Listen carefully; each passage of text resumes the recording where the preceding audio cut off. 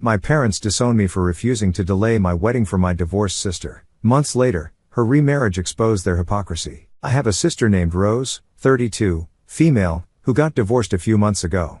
It has been a tough time, and I've been trying to be there for her, but if I'm being honest, Rose and I have never been close. She was not a good big sister. She and her little group of friends tormented me for years, and my parents never intervened. I always felt like an outsider in my family. Fast forward to a few months ago when Rose got divorced. She has been a mess. She didn't work, so she had to move back in with our parents. I am not close to my parents or Rose and don't visit them often, so it didn't matter to me. The thing is, even growing up, I always felt like the black sheep. Rose was the golden child. She did everything right, straight A's, perfect prom queen moments. And my parents adored her. Meanwhile, I was the rebellious, difficult one. I got into arguments, broke curfew, dyed my hair crazy colors, you name it. But the worst part was how Rose used to make me feel. She would bully me, not just casually, but it was like she went out of her way to exclude me from making plans with her friends right in front of me, to spreading rumors about me at school. She made sure I knew I wasn't welcome. And then there was my parents' reaction, or lack thereof. No matter what Rose did, they always took her side. I remember telling them once about the things she said to me, and they brushed it off like, oh, that's just how sisters are. It hurt a lot, and I carried that resentment with me through adulthood. However, about a month after my sister's divorce, my partner Joshua, 29, male, proposed to me. It was one of the happiest moments of my life. I mean, I had been waiting for this for a while. Joshua and I had been together for almost 4 years, and we had talked about marriage a lot. So, when he finally proposed, it felt like everything was falling into place naturally. I told my parents right away. Even though we weren't exactly close, I thought maybe, just maybe, this could be something that would bring us together. I started getting into wedding planning mode almost immediately. Venues, dresses, flowers, you know the drill. I was so excited to share this moment with my friends and the few family members I'm actually close with. But then, a few weeks later, I got a call from my mom. She sounded serious and told me they had something important to discuss with me. Honestly, my first thought was that maybe it had something to do with Rose and her whole post-divorce mess. I just had a gut feeling that whatever was coming wasn't going to be good. So, I drove to their house the next evening, kind of bracing myself for the worst. And sure enough, as soon as I sat down, my mom came out with it. She told me that they were hoping I would postpone my wedding by 2 years. Yes, 2 years. Because Rose had just gotten divorced. I couldn't believe what I was hearing. My wedding postponed because my sister got divorced. It was so absurd that I actually laughed out loud for a second, thinking she must be joking. But nope, she was dead serious. She explained that Rose was still heartbroken and needed time to move on and potentially find another man. And apparently, my wedding would somehow interfere with that process. I sat there stunned and asked my mom if she was really serious. Like, how could she even think that my wedding had anything to do with Rose's love life? My wedding, one of the biggest days of my life, was supposed to be delayed because of Rose's bad decisions. My mom then hit me with the classic, "We are family. We need to support each other." I've heard this from her a million times. It's always about supporting Rose. It's like they expect me to just be this silent, supportive figure in the background, constantly putting her needs first. I couldn't help but get angry. I told my mom this was ridiculous, flat out stupid, and that I couldn't believe she had the nerve to ask me something like that. And then I just left. I didn't want to stay there and listen to more of their excuses or guilt tripping. But it didn't stop there. My mom kept calling me over the next few days, trying to convince me that this was the right thing to do and that it wasn't just about Rose, but about the family as a whole. She kept saying how unfair it would be for Rose to attend my wedding while still dealing with her divorce. But like, when has life ever been fair? Things don't stop just because one person is going through something. It's not like I'm trying to rub my happiness in Rose's face. I just want to get married and start my life with Joshua. My dad got involved, too, which was a surprise because he's usually pretty hands-off when it comes to this kind of drama. He tried to reason with me, saying how emotional Rose was right now and how my wedding would be too much for her to handle. He made it sound like my wedding would be this huge burden on her, as if my happiness was somehow going to make her more miserable. But again, I just don't see how that's my problem. I can't control how she feels, and I certainly can't put my life on hold indefinitely just to spare her feelings. After that, my parents kept calling and bugging me for days. Every time I saw their name pop up on my phone, I just knew it was going to be more of the same guilt trip about postponing the wedding. Honestly, I was starting to lose my patience with them. My sister, on the other hand, hadn't said a word to me. It was all coming from my parents, And I was beginning to wonder if this was really what Rose wanted or if my parents were just projecting their own issues onto me. So, after about a week of this back and forth, I decided to take matters into my own hands and called Rose directly. I was pretty calm at first, just trying to get to the bottom of it. I asked her straight up if she was the one who put my parents up to this or if they were just overreacting on their own. And that's when she confirmed it. Yes, she did think it would be better if I postponed the wedding. Her reasoning: she said that during the wedding, all the relatives would be asking her about the divorce, and she wasn't ready to deal with that kind of attention. I was stunned. I understand that a divorce is a big deal, but this was the wedding we were talking about, one of the biggest days of my life. Why should my wedding be overshadowed by her worries about what people might say to her? I told her as calmly as I could that this was my wedding. And I highly doubted anyone would be pestering her about something so personal at an event that was supposed to be about Joshua and me. I mean, let's be real. At weddings, people are too busy focusing on the couple getting married, the food, the dancing, and their own lives. Who's going to go up to Rose and ask invasive questions about her failed marriage at my wedding of all places? But of course, she wasn't willing to listen. She just kept insisting that she wasn't emotionally ready to face everyone and that if I cared about her at all, I'd consider waiting until she felt stronger and more prepared to handle the attention. The more she talked, the angrier I got. I finally just laid it out for her. I told her that the wedding was going to happen whether she liked it or not, and whether she or our parents showed up or not. I wasn't going to put my life on hold because she was insecure about people asking her uncomfortable questions. That was on her to deal with, not me. After I hung up, I called my parents right away and told them the same thing. I said, "Look, I love you guys, but I'm not postponing the wedding. If you want to support me, that would be great. If not, I'll understand, but the wedding is happening with or without you." My mom predictably started crying and saying how I was tearing the family apart and how Rose needed time to heal. But at that point, I had made up my mind. I wasn't going to back down, and the wedding did happen 3 weeks ago.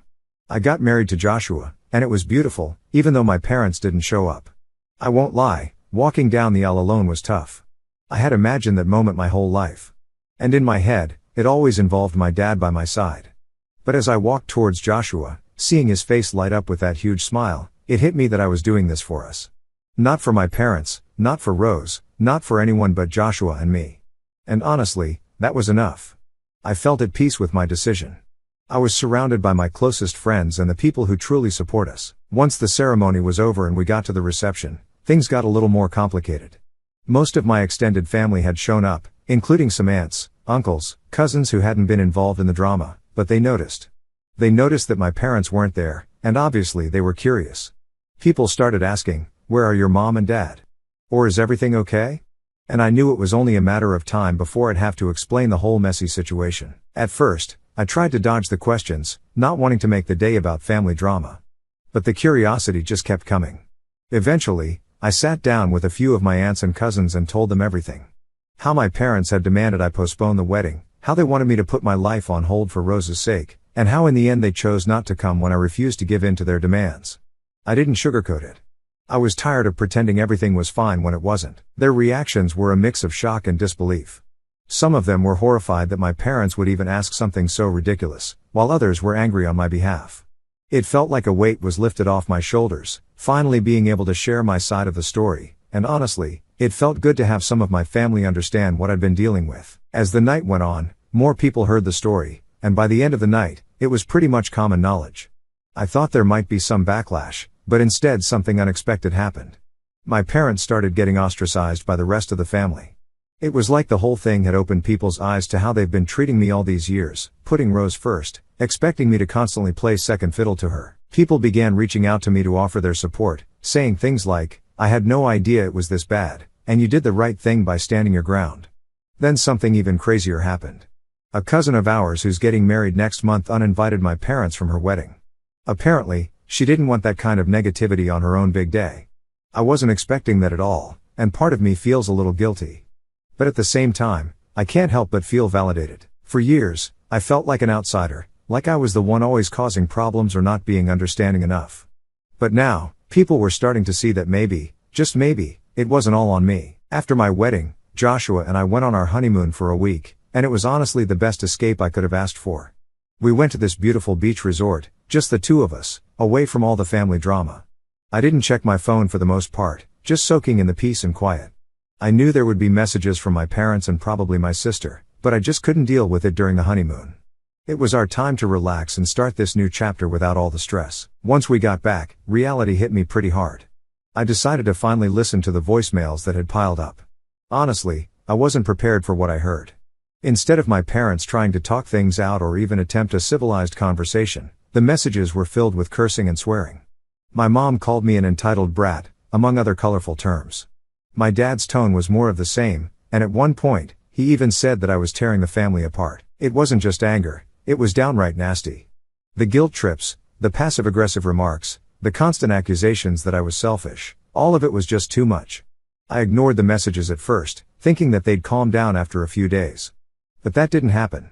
In fact, things just escalated. They started calling even more frequently, leaving voicemails filled with the same toxic crap. When I blocked their numbers, they found other ways to reach out: email, Facebook, and even Instagram.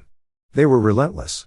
My sister, who hadn't said a word since the wedding, finally chimed in, sending me long messages about how I ruined the family by choosing Joshua and my happiness over family unity. It was honestly exhausting. At one point, they even started using new phone numbers to get around being blocked. I blocked one number, and within a few hours they'd be back with another. It felt like I was playing some twisted game of whack-a-mole, but instead of moles, it was just toxic family members who couldn't take no for an answer. I'll admit, I started to get really frustrated. I mean, what do you do when your own family just won't leave you alone? Every time I try to take a step back and focus on my own life, they'd find a way to pull me back into the drama. It was like they couldn't handle the fact that I was happy without them, that I didn't need their constant approval or validation anymore. I talked to Joshua about it, and he's been super supportive. He suggested everything from changing my phone number to cutting off contact entirely. But part of me feels so conflicted. They're still my parents. You know, even after everything they've said and done, there's this little part of me that feels guilty, like I'm somehow the bad guy for blocking them out. But at the same time, I know I can't keep letting them treat me like this. I tried explaining to them how their behavior was affecting me, but they didn't want to hear it.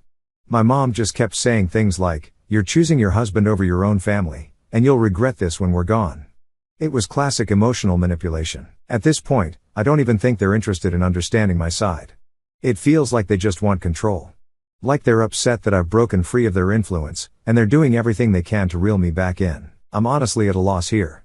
Part of me thinks I should just cut them off completely, change my number, delete them from social media, and go full no contact.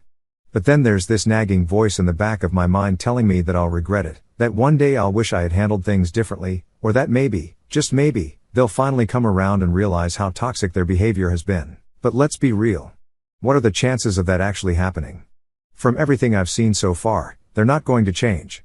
If anything, they seem to be doubling down, acting like I am the one who betrayed them by standing up for myself. I can't keep living like this, constantly walking on eggshells, waiting for the next wave of guilt-laden messages to roll in. So, Reddit, I need advice. What can I do to finally put an end to this? Has anyone else been in a similar situation with family members who just wouldn't stop harassing them? How did you handle it? Is going no contact really the best option here, or is there some middle ground I haven't thought of yet? I feel like I've tried everything, but they just won't let go. I want to move on with my life and focus on my marriage, but it feels like my family is determined to keep me trapped in this cycle of guilt and obligation. Any advice would be appreciated. Hi guys. A lot of you have been asking what life was like when I was younger, so I figured I'd share a bit more background about my family dynamic. Honestly, there's no huge dramatic story, no one big blow up or moment that made me realize my family didn't have my back. It was more of a slow, steady realization that I was growing up in a house where I didn't feel emotionally supported or understood. It's kind of hard to explain without sounding ungrateful because on paper, my parents did what they were supposed to do. I had food, clothes, went to school, and we went on family vacations sometimes, but I never felt like I was actually loved or truly valued. Growing up, my parents were always way more focused on my oldest sister, Rose. And not just in the typical older sibling gets more responsibility way.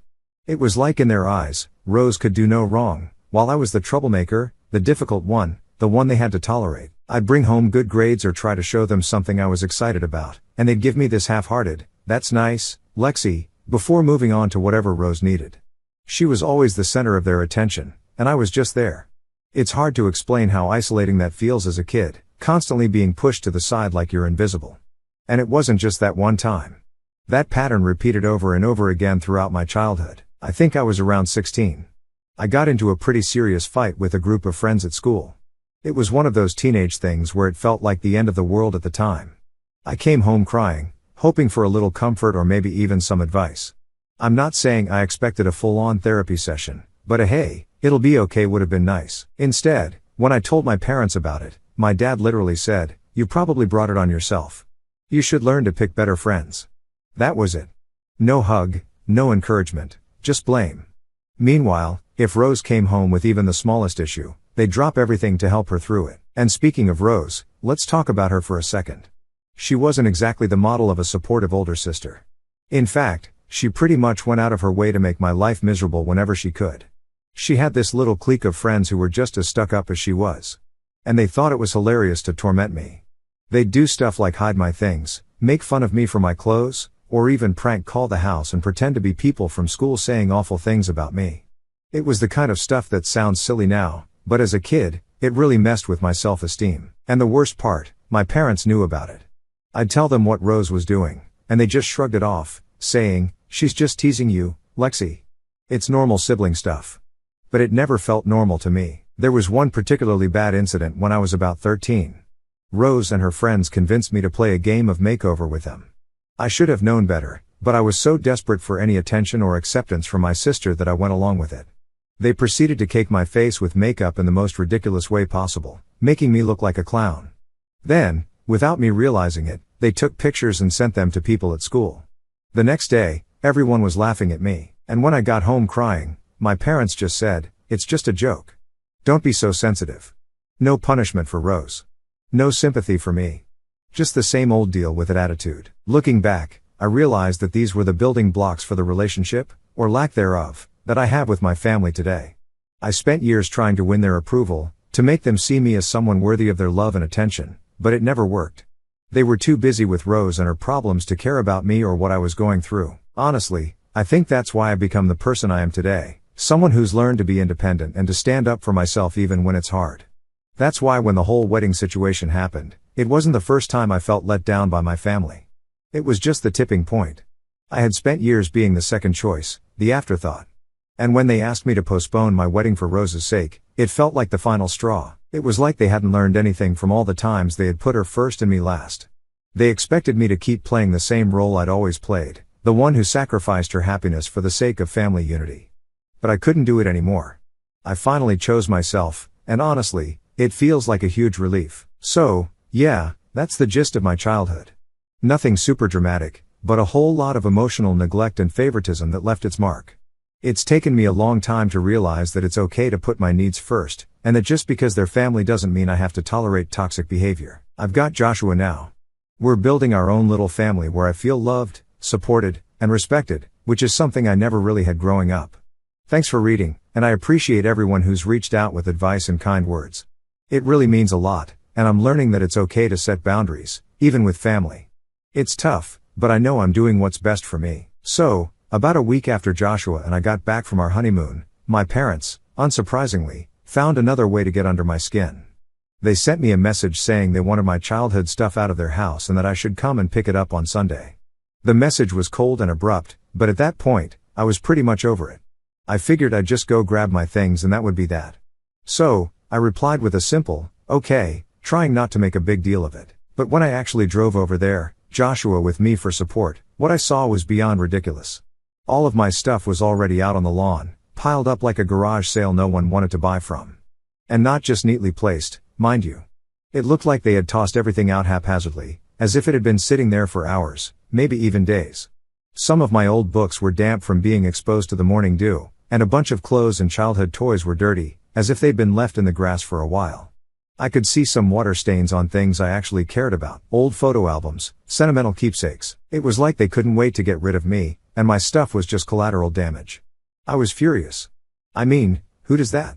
It wasn't even about the stuff. It was about the blatant disrespect. It was like they were sending a message saying, "We're done with you." But as mad as I was, I knew they were expecting me to blow up, to yell or cry or demand answers. I could practically see my mom watching from the window, waiting for me to react. And honestly, I wasn't going to give them the satisfaction. So instead of flipping out, I kept my cool. I calmly turned to Joshua and asked him to help me load everything into the truck. We didn't speak to my parents. Didn't knock on the door or ask for an explanation. We just loaded up the truck in silence. I think Joshua could tell I was holding back a lot, but he didn't say anything. Just helped me get it done. It was weird, though, because as we were packing everything up, I realized something. I wasn't sad. I wasn't heartbroken or devastated. I was just relieved. This was the last thing I needed to fully close the chapter on my relationship with my parents. In a strange way, them throwing my stuff out like that felt symbolic. It was like they were finally showing me in no uncertain terms that I wasn't welcome in their life anymore. And instead of being upset, I felt free. Free from the emotional games, the guilt trips, and the constant expectation that I was supposed to bend over backward to fit into a family that never really made space for me. It felt like they were cutting the final tie. And honestly, I was more than ready to let it go. Hello everyone. I know it's been a few months, but something wild happened, and I just had to share it with you all. So, remember my sister Rose? The same sister who was too heartbroken and devastated after her divorce to attend my wedding? Yeah. Well, she's getting married next week. I swear I'm not making this up. The woman who claimed she needed at least 2 years to move on and find herself a new man is walking down the aisle in less than 7 days. The irony is too much. And you know how I found out? Not from her, not from my parents, because they haven't spoken to me since the wedding debacle, but from one of our cousins. She sent me a screenshot of their engagement announcement on social media. I was sitting at home minding my own business. And boom, there it was, Rose all happy and in love, showing off her ring with her new fiancé like none of the drama from the past year ever happened. I had to laugh. Like I couldn't even be mad. It's honestly hilarious at this point. What's even crazier is that I've heard absolutely nothing from my parents or Rose about the whole thing. And you know what? I'm totally okay with it. It feels like they've officially written me off. And honestly, the feeling is mutual after everything that's happened. I don't even care to be involved